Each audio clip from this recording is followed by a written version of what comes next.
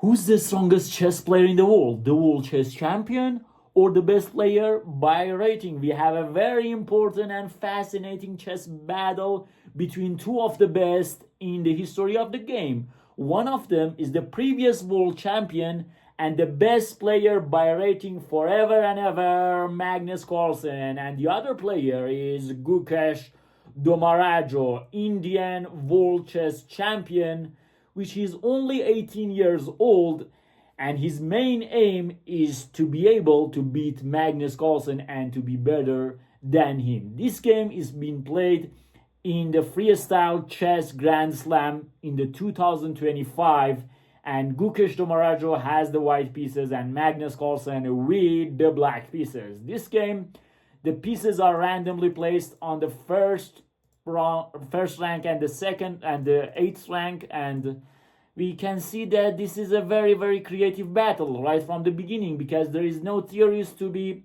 memorized, nothing very special about this position, and both players had to figure out every moves from the first moves. Gukesh plays f4. He wants to control the center and he opened up some squares for his queen. But Carlsen plays b6. He wants to activate his bishop. b3, activating the other bishop. And here Carlsen plays knight h6. Specifically, this move has been played because Carlsen wants to play g6. And after that, to exchange these bishops. Knight f3 and now g6, bishop takes h8 and queen takes h8. And now you can see that Carlsen has the control over two long diagonals in the board. And here he plays g3, Gukesh, c5, controlling the center, e3, and knight to c7. Knight to d3 and f6, controlling this very important e5 squares. By these moves, Gukesh proves that Magnus can no longer have the control over the long diagonals. Knight to f2, probably he wants to play e4, controlling g4, and some other ideas. Knight to f7, Magnus Carlsen is probably the best player in improving his pieces. He usually feels when when one of his pieces is bad, so he wants to improve his knight. Pawn to e4 and pawn to f5. Once again, he wants to open this diagonal for his queen. Queen to e2, maintaining the tension in the center. Pawn to e5, increasing the tension in the center, and now everything can be escalating very quickly.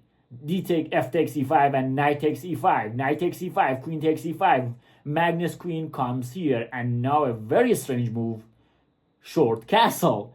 Which piece was on d1? You can see that the question mark is on d1, but there is no piece on d1. This is very strange in chess 960 or Fischer random chess, that you can castle to the short side like this when there is no pieces between your rook and your king, and we have free squares basically in the short side castle, your king going to g1 and the rook going to f1. So this is a very strange move, and this question mark on d1 is even more strange.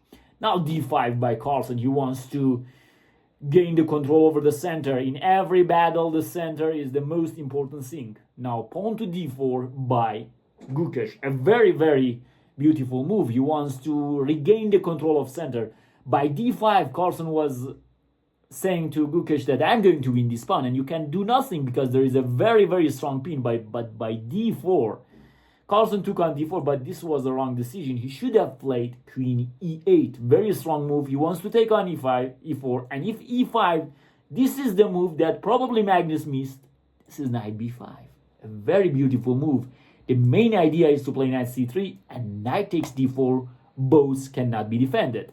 So Carlsen, I guess, missed knight b5 and just took on d4, and after that Gukesh was back in the game. Take, and rook d1. Carlsen comes back. Knight to h3. Look at this f5 weak pawn, and knight coming to f4. Gukesh is back into the game. Rook f8.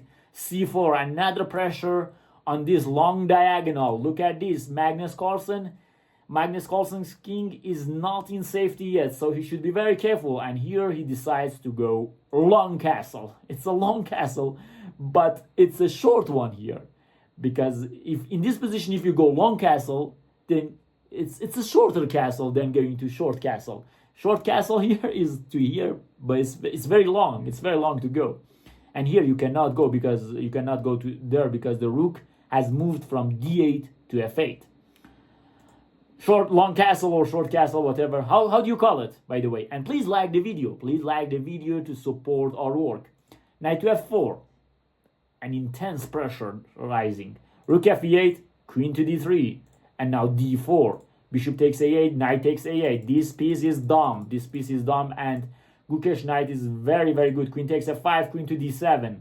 Carlsen was not very well, was not in his best shape during this group stage. I don't know how to call it, this first stage of this tournament, this freestyle chess tournament. This is the first stage that players are playing rapid chess to qualify for the standard games, and Carlsen was not in his best shape, and he was blundering a lot. So but we can see that he can improve in this game, especially. Rook takes d7, knight d5. Now this knight d5 especially was not good. Queen takes d7 was also not good. First, because queen h5 was stronger, and after that this white queen was stronger than this one. And secondly, you know that Magnus Carlsen is usually playing endgames very good, so why do you exchange queens against him? And now knight d5 gives opportunities to Magnus to play rook g7, important move. If you play knight c7, then you're going to overlook this knight fork, so you should play rook g7, rook e1, and now exchange, and knight comes back to the game. Gukesh denies the exchange, but now king to d7, step by step improving the position step by step. Now rook to e5, rook e7, let's change the rooks, Mr. World Champion. Rook h5, I'm not going to change. Knight d8, I'm going to come to f8, and now I'm going to show you who's superior in chess and in endgame specifically. Rook h6, preventing that, but now knight d6, knight d5, and rook f7, knight f6, and king d8. Now, the problem is, if you're going to take on h7, then this knight comes to e4, and it's going to c3.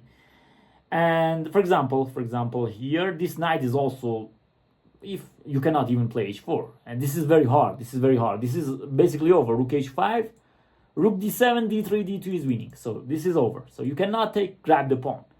He plays knight d5 back, but now knight f5, rook e6, and king d7 back. Improving. And now Gukesh is in time trouble. He has only 25 seconds and Carlsen has 2 minutes. King to d6, rook to f2, and now pawn to b5 to weaken this c4 square, the c4 pawn he wants to take. And now Gukesh after that will have two weaknesses. First weakness is the pawn on c4, and the second weakness is this passed pawn. After this, he plays king f1, b takes c4, takes, and king to e5. He's defending his knight and he wants to free his rook to go to the b line. But now Gukesh plays king e1, knight backs to d6, let's exchange. Gukesh says no, but Magnus plays rook c7, very important move. If you play rook b7, you're going to lose this game, because knight d3 check, and the next move, wherever you go, there is knight takes c5 with fork.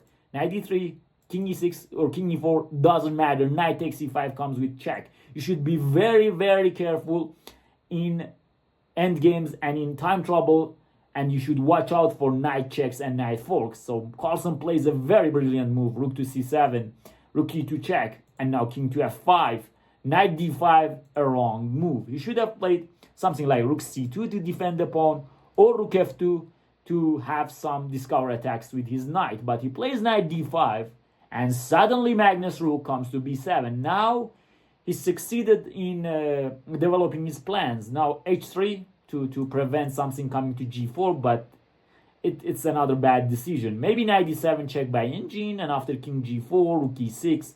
Very hard to save this game. Unrealistic. If you save this position, it's very unrealistic. He plays h3, and now it comes. Knight to e4, g4 check, king to e5, king to f1, and pawn pushes d3, and after rook e1, king comes to d4, and Gukesh says, it's enough, I'm going to resign this game. We all know Gukesh and Magnus Carlsen, and we all know that Gukesh respects Magnus Carlsen a lot, and he knows that Carlsen is maybe a way better than him, or a little bit better than him.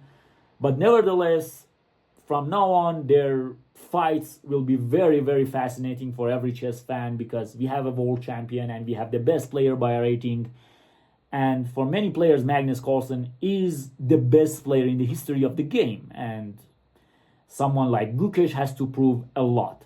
I hope you enjoyed this game. Magnus Carlsen managed to qualify for the final stage. Also, Gukesh managed to qualify for the final stage, and we will see a classical battle also between them in the next week.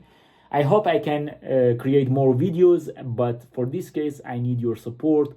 Please like the videos, subscribe to the channel, share it with your friends, and write down your comments below the video. Enjoy chess and life.